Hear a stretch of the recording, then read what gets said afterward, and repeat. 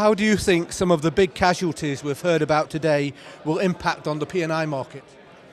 I don't think, Jim, they'll have a major impact because the strength of the pooling arrangements that the international group has, and also the strength of the reinsurance that sits above it, I think will be able to dissipate the effect of any one claim to any one insurer, including the club obviously underneath that's absorbing the primary loss, to a very large degree. So I don't think that there will be any major impact, and I think it more particularly shows how strong the group's arrangements are in being able to deal with this kind of incident with efficiency and a strong sense of financial integrity.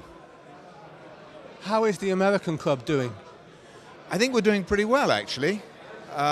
We had a stable renewal.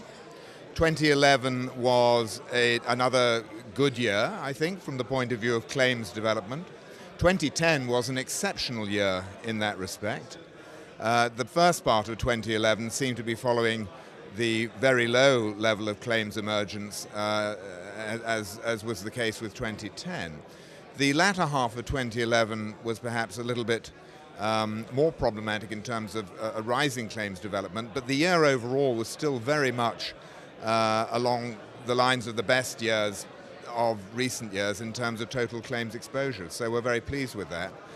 Inevitably, the churn, where older, higher-rated vessels are replaced by newer, lower-rated ships, has had some impact on levels of premium, but I think that's true across the group as a whole. But overall, the year was a good one. We begin 2012 in a strong position, and we look forward to another good year in the current policy year. There seems to be intensified competition in the fixed premium market. How is your facility, Eagle Ocean Marine, doing? Again, it's doing rather well. We're coming to the end of the first year. It will be renewed in July. The level of interest has been very considerable indeed.